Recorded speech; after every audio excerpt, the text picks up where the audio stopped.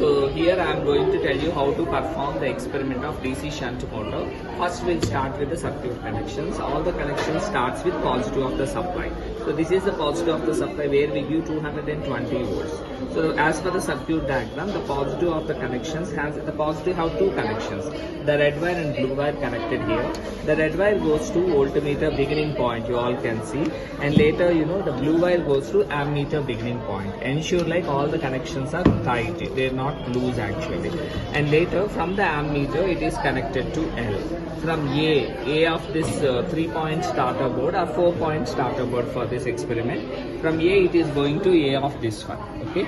From F of this starter it is coming to the fixed point. This is called as fixed point of the rheostat. From variable point of the rheostat it is going to Z. And now the bottom part of the connection, ZZ is connected to AA. You can see the red wire coming here. AA is connected to the neutral. You can see here. And neutral is connected to negative terminal by this green wire. Along with that, we get the voltmeter also. Voltmeter connections. There are two connections to the negative. One is the negative part as well as this. So this is how you do the experiment. And coming to performing of the experiment, first you have to switch on this at the same time. Both of them are being switched on. And here you start the motor.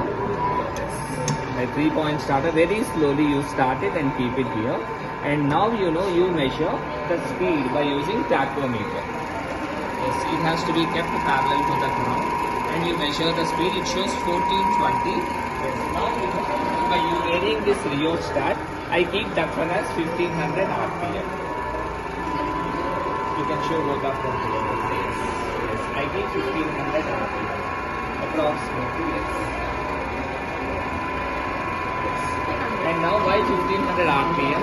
Because the shunt motor power is speed is 1500 RPM, the rated speed which we call it.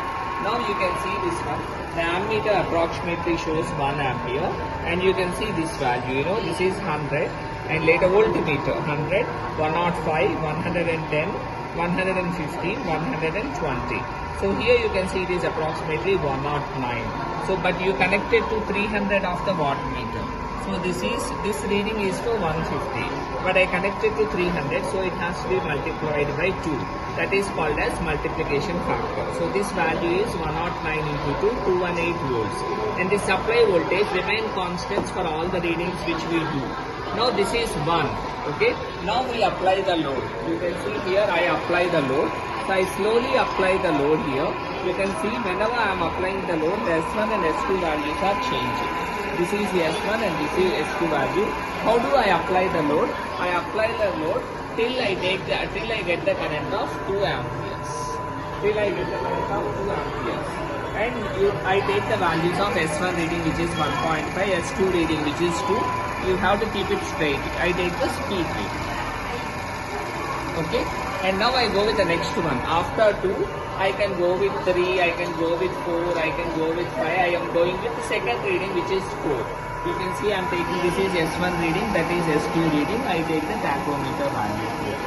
And later after 4, I will go with even values. So after 4, the even value is 6. I go with 6 amperes of current. By applying the load, all of you can see, I apply the load. So S1 value, S2 value, and also you take the speed. And all these values are tabulated.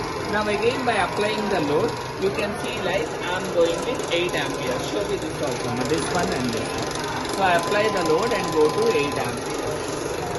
And I take the values of this one, the S1 value, S2 value, and also tachometer.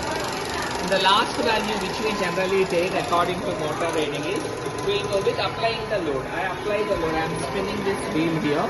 So you get the 10 amperes. You can see 10 amperes approximately. It has crossed here 10 amperes. The S1 value, the S2 value, and also we take the tachometer reading. So these are the readings which we do.